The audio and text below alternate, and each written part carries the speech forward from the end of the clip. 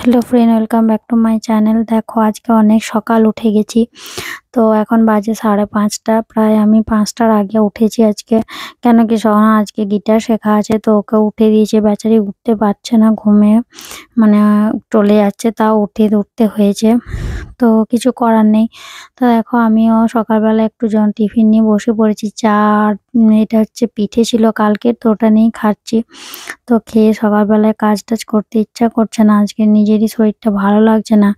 এত ভোর থেকে ওঠা মানে এই রবিবার দিনটা এলে মানে খুব ভোরে উঠতে হয়। যেহেতু সোনা গিটার শিখতে যায় তাই জন্য। আর এদিকে দেখো আস্তে, আস্তে বলতে আমার টুকটুক করে সবজি-টবজি কাটা হয়ে গেছে।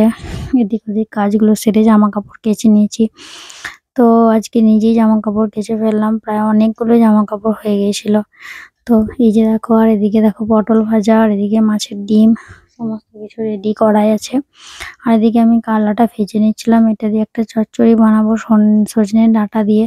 আর একটা জিনিস তোমাদেরকে দেখাই, এটা হচ্ছে কাঁচকলার ছাল বাটা।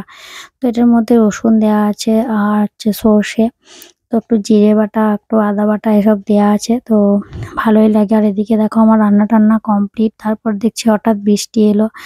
তো এইগুলো, আর এখন দেখো বিকেল বেলা আমি একটু এই যে আমাদের যে কাঁসার থালাগুলো ছিল, তো এগুলো একটু পরিষ্কার করে নিচ্ছিলাম, অনেকদিন করা হয়নি। তো তাই আজকে একটু পরিষ্কার করে নিলাম। তো বিকেল বেলায়, তো এরপর দেখো সন্ধ্যা দেবো। দেখো কয়েকটা একটা বাসন দেখো কত চকচক করছে। তো এগুলোকে আমি বেশিরভাগ মাঝে মাঝে পিতাম্বরী দিয়ে মানে পরিষ্কার করি।